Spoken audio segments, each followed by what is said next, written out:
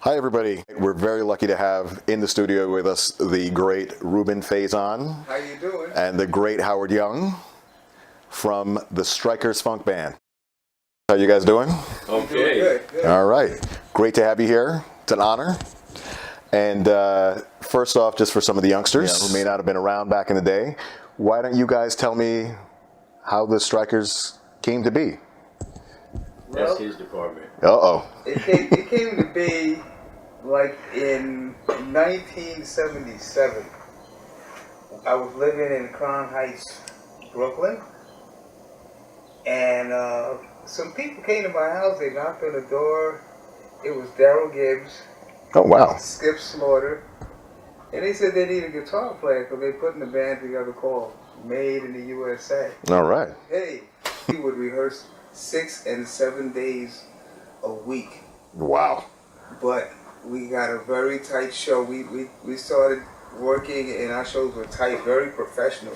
Because my history actually started in junior high school in the Bronx. Junior high school called Herman Ritter, and I was in the orchestra. I was playing viola. And teacher looked at me and he said, "Ruben, I noticed you're not reading the notes. You play by ear, don't you?" I had to confess, yes. I played by. I wasn't reading. I should have been reading the notes because it's good to learn it, but I was just off the top of my head.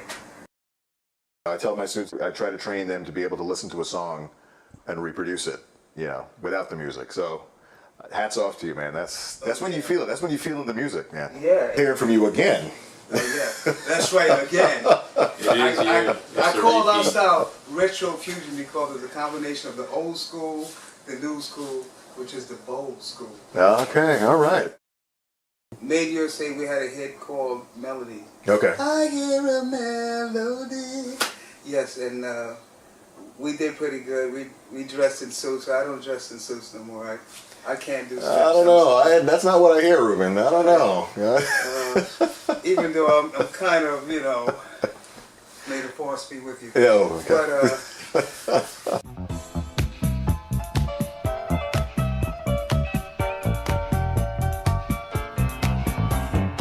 I don't call us old. I call us retro players. Okay. Just like I call our music retro fusion. Okay, retro fusion. Now, is there funk description in there too? Or is it retro fusion, retro funk fusion? Funk, rock. House, okay, all right. Jazz, so you guys are bringing it all to the table then. Yeah. Different genres. 5 elements. Okay. Yeah. So when you started, would you say, you know, a lot of bands when they start out, you know, you start off playing covers and then fleshing out your own stuff. It sounds like you guys, you know, with Made in the USA, you guys were writing tunes, and so with Strikers, were you guys bringing like any covers to the table to show people what you could do while you wrote, or did you kind of start off with a focus on writing original material? Writing original Yeah, material. yeah. See, I wrote inch by inch. Okay. Right after Body Music. And Body Music, I actually wrote that while I was singing. I made the whole thing up. Strike it up, strike it back. That's where it's at. Strike it up, do it now. Let our music make you get down. Strike it back. So Howard, were you involved a lot in the writing as well? What was the first song, the Strikers song, that you feel like, hey, I was always involved with writing. Come on, come on, come on, come on. Inch by inch, gonna get your love. Inch by inch, come on, come on, come on. Inch by inch, gonna get your love. I really feel like there should be in the industry, there should be more recognition. Every little piece makes that song magic, you know. So Yeah. So I hear you. Yeah. I hear Oh, you. yeah. Yeah. That's why this is so important to me personally, because now I have a chance to, you know, work alongside musicians that, you know, understand, you know, composition and contributing to the composition. Instead of just putting 2 words to it, they are just as creative as I am, you know, and, you know, we can work together. Right. You know, that's the whole idea for me is, you know, the secret of success is teamwork, working together, networking, working with other people, Yeah. know, mutual admiration and people, working together. Yeah, a lot of times it's those relationships where you're comfortable, even with just performing. Myself as a band leader, a lot of times it's like I see people who are fantastic musicians. I bring them to try out, and they just don't gel with the other musicians. Whereas someone Right. may not have the chops, but it fits. You feel like you're all working towards the same end. And clearly, you guys are still doing it together. So you guys are the lasting connection that came out of the original Strikers. Yeah, You two are doing it now. You guys are still writing. You guys are writing new songs, which I'm really excited about. Yeah. So that's terrific. That says something about that piece of the relationship. What endured after all the years. Yeah, it's Howard and Ruben. So yeah. Teamwork, thinking outside the box. Yep. We're not going to think outside the box. We're going to destroy the box. Uh-oh. And, That's bad news for the box I now. can't wait. Sorry for you boxers.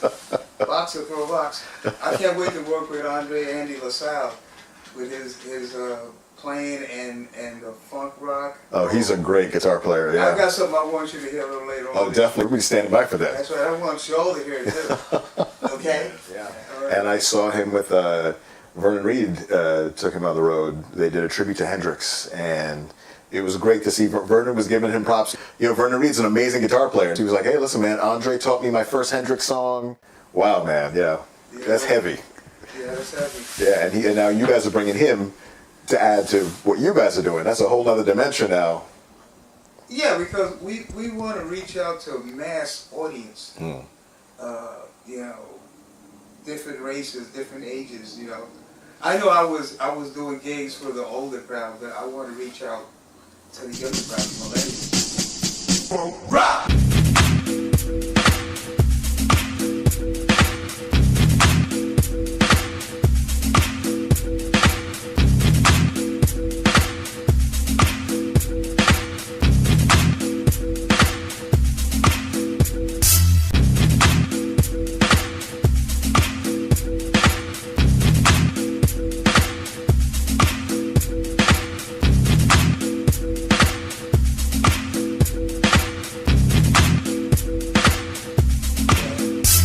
I reach out to a lot of millennials, and they love what I'm doing. They love the message, because you have to have the image, the message. Hey, the old stuff. That's where that's where all the music came from. Yeah. And I see these kids are going through their parents' record collections, and Sampling. Yeah, and, yeah. and everything. And we're going all the way back. Like our heroes were Crown Heights Affair, Okay. and this is the man who's going to talk about that. Oh, really? Yeah, Crown Heights Affair. I used to Okay. listen to Well, it. you know what? We may have to put Howard on the spot here. Yes. Uh-oh. So tell us about Crown Heights Affair, Howard. I auditioned for Crown Heights. Well, first of all, they were already on RCA Records. They did one album on RCA Records. Okay. And the following year, that was 1974. The following year was 75, and I auditioned for the group. Okay. There was two keyboard players.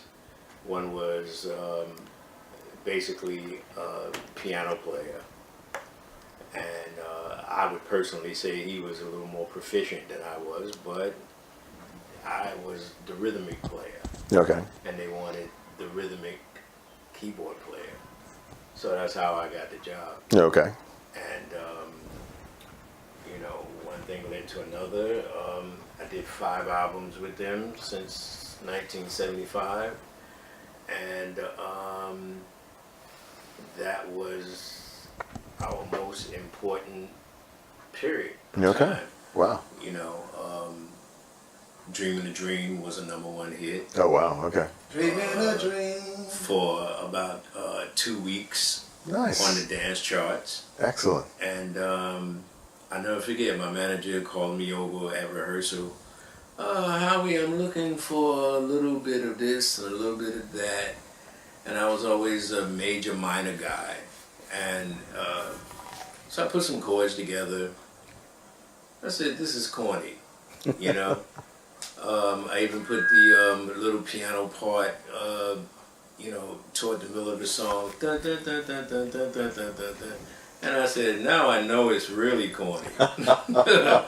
Yeah, right. Lo and behold, the only thing I'm thinking about is playing music. And, when the album comes to your attention and you see it, it hits you, like a bee sting.